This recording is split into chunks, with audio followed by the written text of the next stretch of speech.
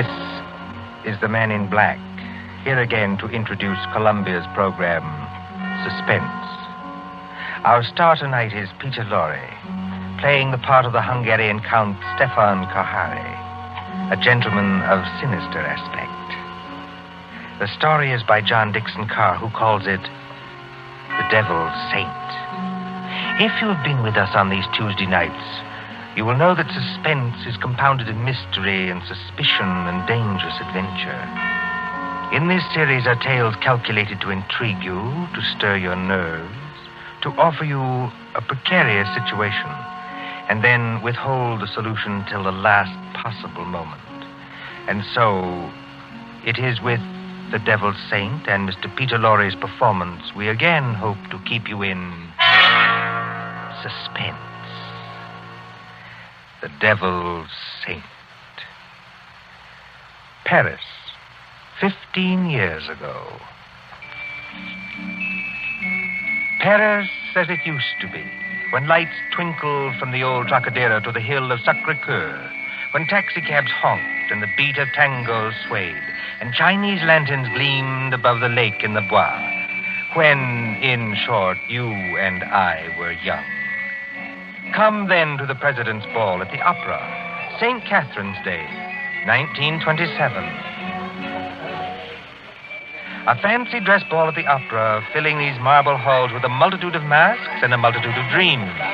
The mosaic decorations are no less bright than the colors that weave here.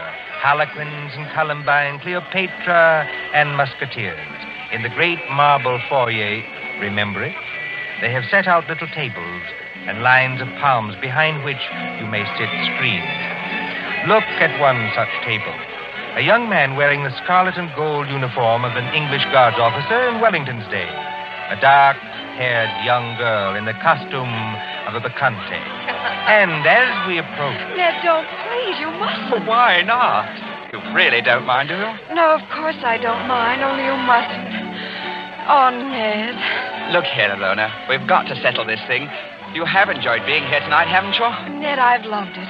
After being cooped up at my uncle's place in the country, it's like heaven. All right. When I take you back to the hotel, I'm going to face this uncle of yours tonight. No, please don't. I'm going to say that you and I intend to get married, and that's that. I can't marry you, Ned. I've told you that. But why not? Just give me one good reason. Because I can't. My uncle, he would never allow it. Never. And that seems to you a good reason enough? Yes, Ned. This uncle of yours, what's his name? Count Stefan Kahari. He's a Hungarian, I think you said. Yes, so am I. My mother was an American. What's he like, actually? Oh, he's a little eccentric. Oh, please don't misunderstand. He's a great scholar and a historian, only he's a little strange. Ned. What is it? There he is now. Your uncle? Yes, that elegant man in plain evening clothes, with the Order of the Golden Fleece across his chest. Oh, I see him. Oh, he looks as black as a thundercloud. He's throwing those two dressed as devils aside as though they didn't exist. Give me my mask quick before he sees us. No, Alona. Why not? We'd better face this out now. Sit still. Good evening, Ilona. Good evening, Uncle Stefan. Uncle, may I present Edward Whiteford? How do you do, sir? How do you do? Ilona, do you think that costume is quite the thing to wear in public? Why not? Well, an older generation might call it immodest. It looks like... Like what? Nothing. Will you go and get your cloak or your domino or whatever you wore here? Uncle, please don't make me go home so soon. It's hardly 11 o'clock. I was not asking you to go home, my dear. I was merely asking you to put on a wrap. All right, I'll get it. You stay and talk to Ned. I shall be delighted. Will you sit down, sir? Thank you. You seem to have quite a gathering at this table. Oh, yes. Some friends of mine from the embassy. They're upstairs dancing now. Well, look, glasses, and still more glasses. You know, I was quite an adept once at musical gases. Have you ever tried it, young man? Well, it's very easy. You take a spoon like this, you see, and... Like it? Well, forgive me, sir, but there's something I'd like to ask you. Yes? I don't know exactly how to say this, so I'd better say it in the shortest way. I want to marry your niece. Oh, look out, sir. You smashed one of the glasses. A few francs will pay for that. But there are other things of higher value. At least to me. Oh, maybe I ought to mention first that my full name is Lord Edward Whiteford. My father's the Earl of Grey. Indeed. Why, I only mention that to show we're, well, respectable enough.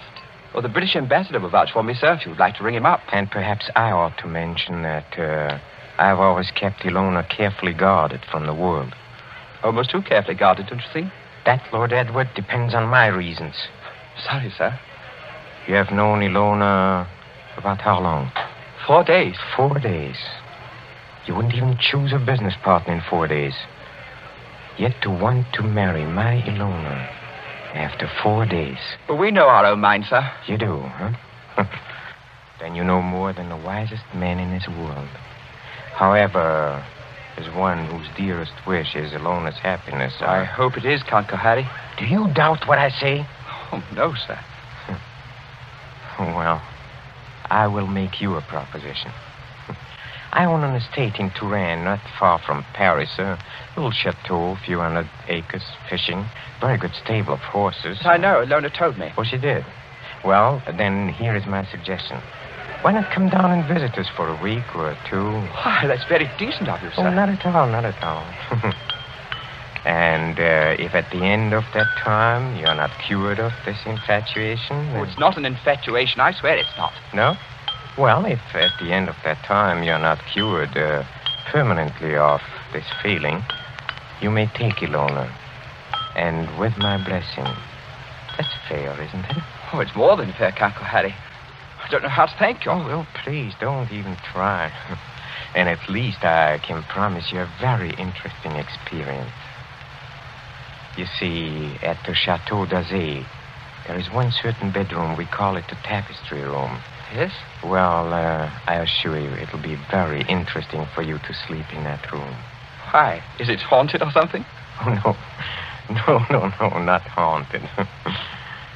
Well, now, if you don't mind, I shall say goodnight, and I hope I can trust you to bring Ilona safely to the hotel. Au revoir. Look over there. What is it, sir? Just look. Streams of our fellow guests pouring down the main staircase. Shapes of nightmare. Shapes of delirium. Insane dead masks. Only the eyes move. Wouldn't we be terrified, perhaps, if he would look behind those gargoyle faces? Oh, no, I don't think so. They're only ordinary people like ourselves. That, sir, is where you make your mistake. Well, I shall expect you for the weekend, and encore une fois, au revoir. Ned. It's all right, Ilona. You can come out from behind those palms. What was he saying? I couldn't hear. Ilona, it couldn't be better. Well, he's a very decent old boy, actually. And he's invited me to the Chateau d'Azay.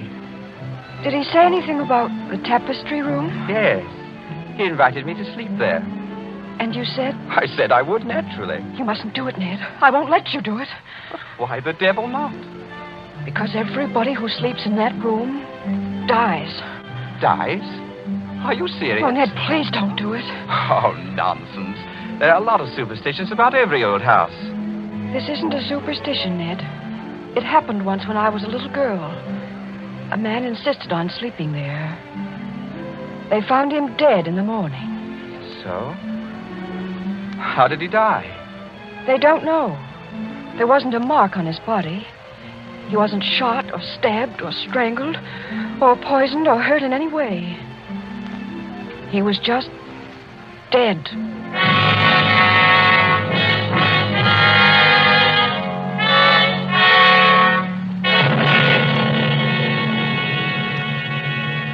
Two nights later, in the province of France now known as Indre-et-Loire, but once called Touraine, the ancient land beloved of Rabelais and Balzac. But now, as the wind moans down the valleys, and rain flickers across the apple trees, and thunder stirs in those haunted hills, it can bring little comfort to a young man driven in an ancient carriage from the railway station along snake-like roads. To what destination?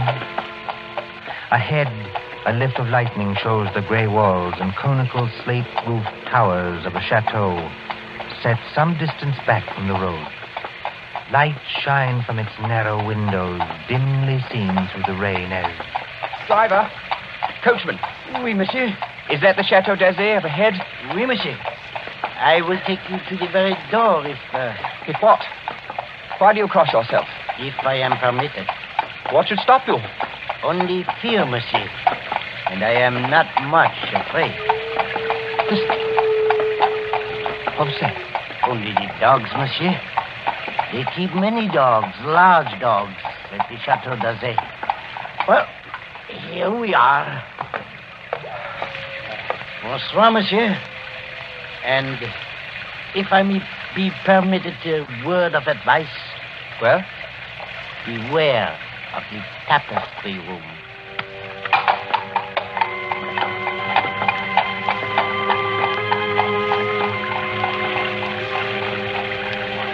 There isn't a bell on this door. There might at least be a knocker. Ah, got it.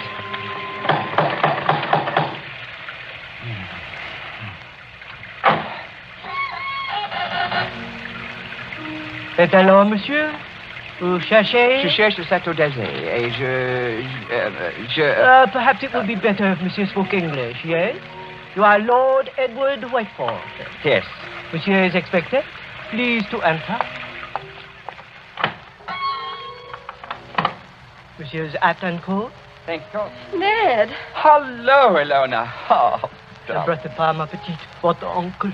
Oh, you'd better not kiss me, Ned. Madame Flay says to look out for my uncle.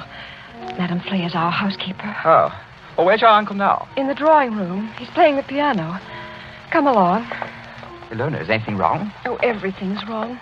2 of my dogs were in horrible pain this afternoon. Dr. Solomon had to put them out with chloroform. You don't think that... I hope nobody's practicing, that's all. Well, here we are. Oh, nice tiger skins on the floor. I say, who's the little old man with the gray beard sitting over there by the fire? That's Dr. Solomon. Oh, hasn't he funny-looking eyes? He watches and watches and watches. He's an old friend of the family. Shh, come along. Let's get this over with.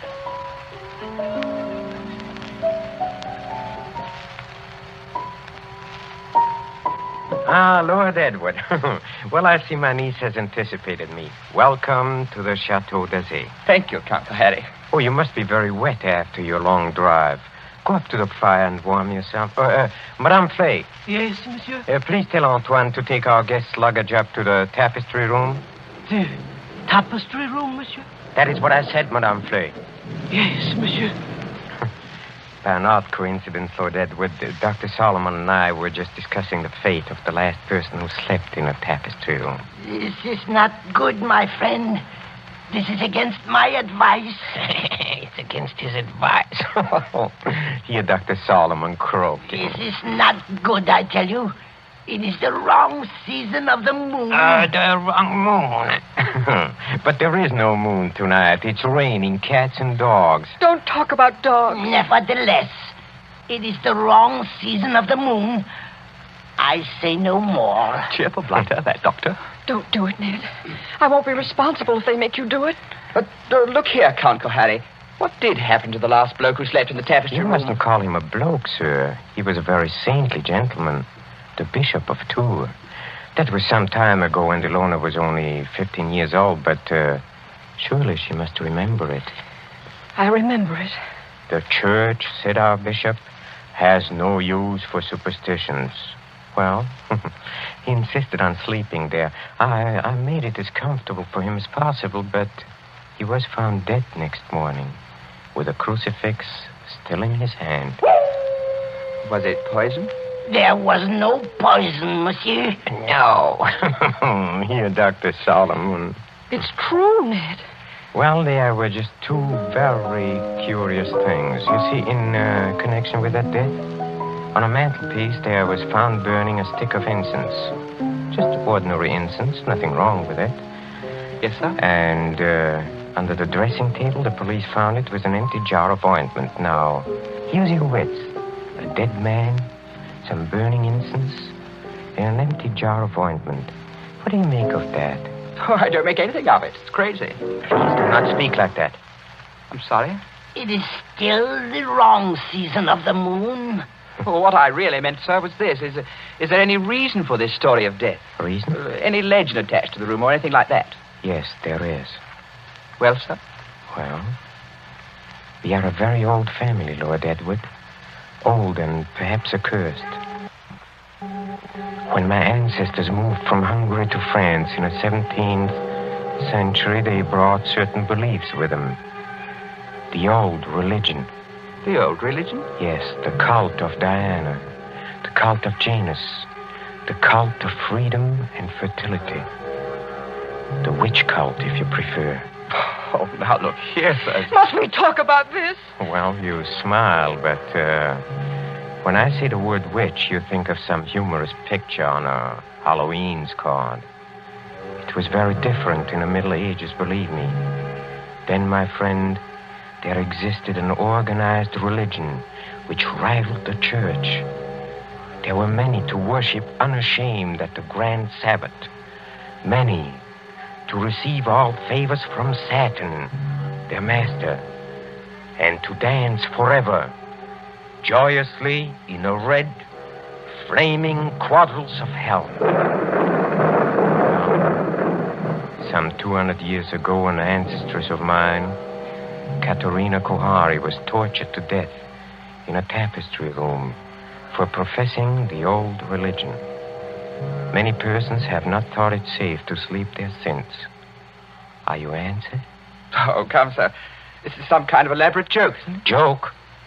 The Bishop of Tours did not find it a joke. Not a mark on his body. I assure you as a physician, not a mark on his body. No, not a mark on his body. Hear Dr. Solomon. Yes, I hear him. Well, understand me, Lord Edward, there's no compulsion in this. If you do wish to sleep in that room, all right. If you don't ridiculous. wish... I'm not afraid to sleep there, sir. Well, I thought perhaps you wanted to change your mind. Oh, never. Would you like me to make a wager on that? What sort of wager? Well, if I spend the night in this famous room and come out of it alive... Yes? Will you give your consent to the marriage immediately? Tomorrow morning? Tomorrow morning? Why? Because I don't think the atmosphere of this house is good for a loner. What do you say? Will you do it?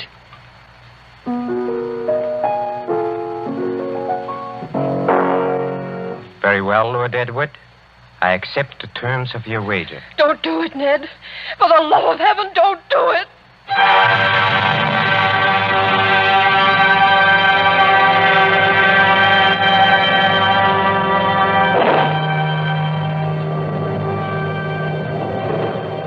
High up in the north tower of the Chateau d'Azay, under the conical slate roof, is the circular room hung with faded tapestries.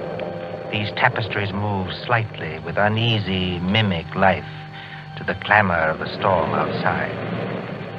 Candles burn along the mantelpiece and beside the great four-poster bed. The flames of these candles waver, too, as the door opens.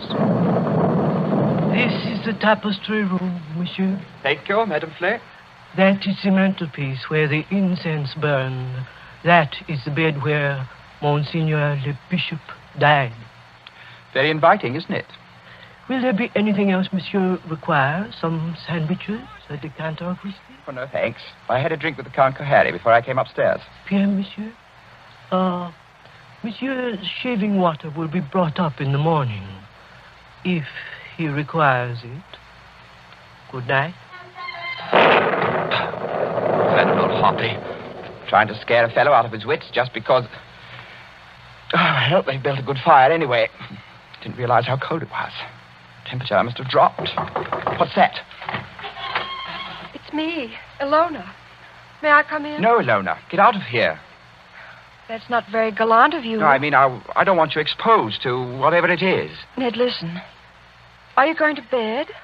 Or are you going to sit up all night? I'm going to sit up all night, naturally. Then let me sit up with you. No. Why not? Well, it may be dangerous. Besides, I promised your uncle I'd go through with this alone. I wish you hadn't had that drink with him. Why? He couldn't have done anything to it. It was you who poured it. Yes, that's true, only Listen. What is that? It sounds like footsteps. Yes, but where's it coming from? Seems to be right here in the room. It seems to come from all directions. Doesn't it sound like somebody walking between the walls? By George, it is someone walking inside the wall. Get behind that tapestry, Lona. Quick. Hide there.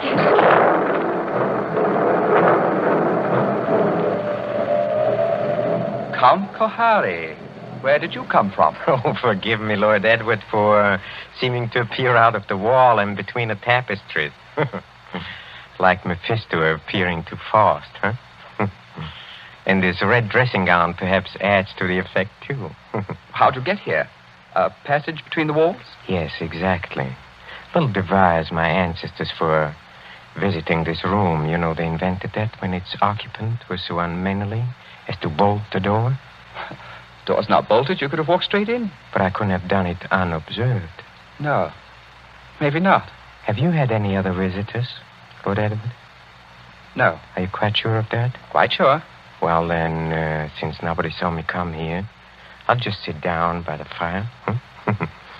Please sit opposite me. Is this the showdown, sir? I don't understand. Well, there's got to be a showdown between us. Is that why you're here? Oh, I'm here, young man, to explain certain things to you. Will you have a cigarette? Thank you.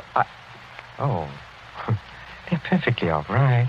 If that is what you're afraid of. I'll have one, yes. A light?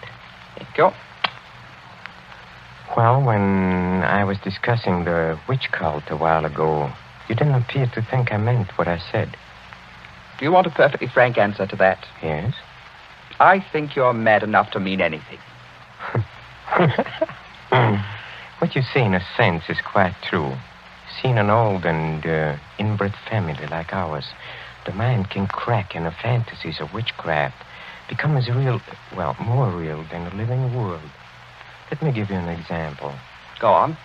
The saucer on a table beside you is Ming porcelain. It was once owned by Katerina Kohari, a martyr of the old religion.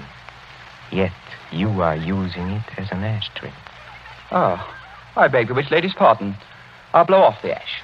Well, that's a very dangerous remark, sir. Don't you understand that the worship of evil can be as strong and compelling as the worship of good? That the devil can have his saints, too? That to a sick brain which knows but can't help itself, you have profaned this room merely by entering it. And therefore, you deserve to die. Like the Bishop of Tours? Exactly. You're not going to tell me the devil killed him? The devil's agent may be flesh and blood. Then it was murder. Oh, of course it was murder. Murder so cunningly contrived that no one ever saw through it. Go on.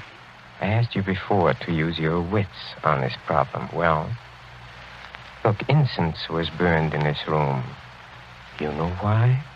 Suppose you tell me. Well, obviously, I think to conceal something else, which would be too easily noticed. To conceal what? For instance, the smell of chloroform. Chloroform? Yes. A drug not very well understood by laymen. Dr. Solomon, by the way, was using chloroform this afternoon to dispose of some dogs. So I've heard. Well, Dr. Solomon is old and very forgetful.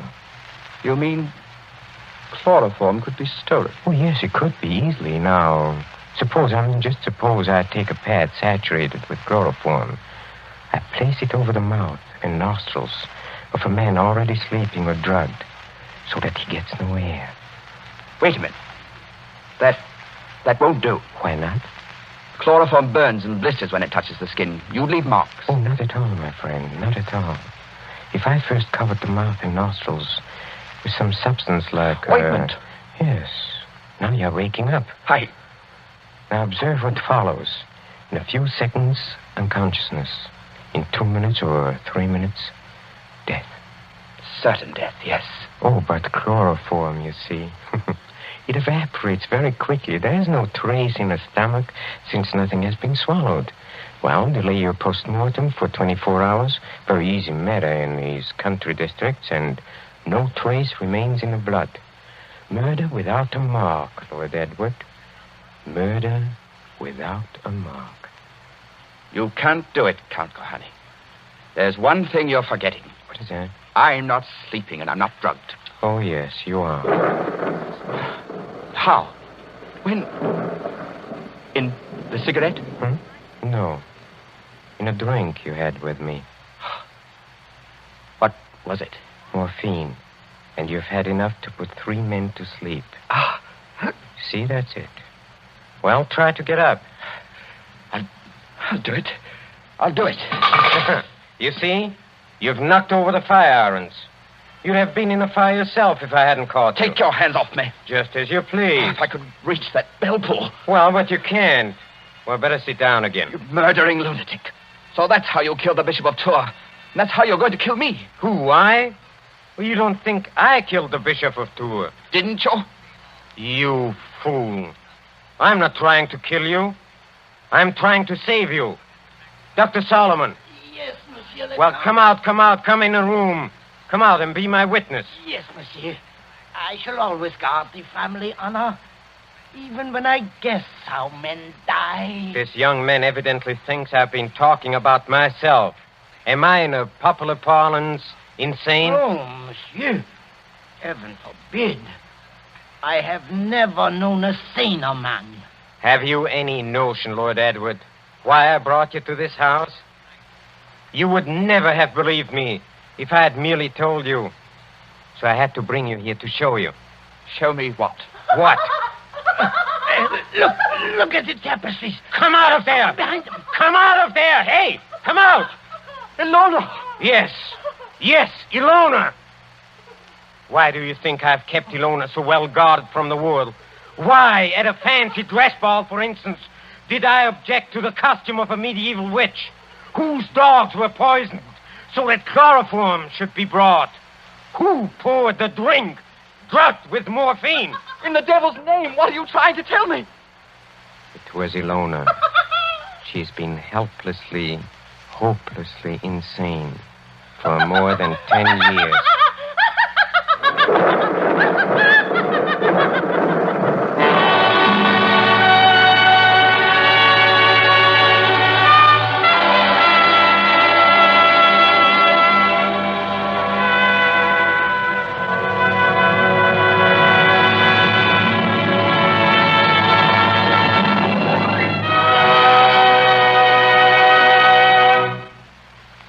And so closes The Devil's Saint, starring Peter Lorre.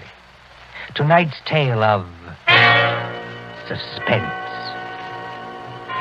This is your narrator, the man in black, who conveys to you Columbia's invitation to spend this half hour in suspense with us again next Tuesday.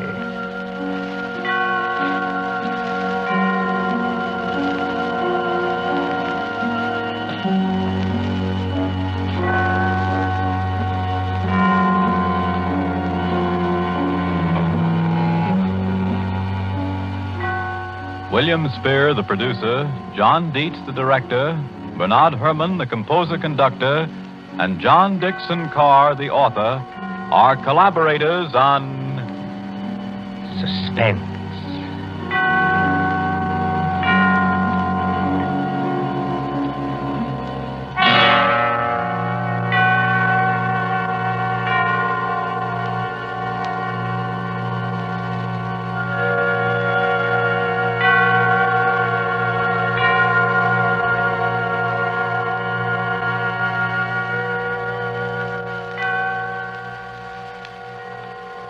This is the Columbia Broadcasting System.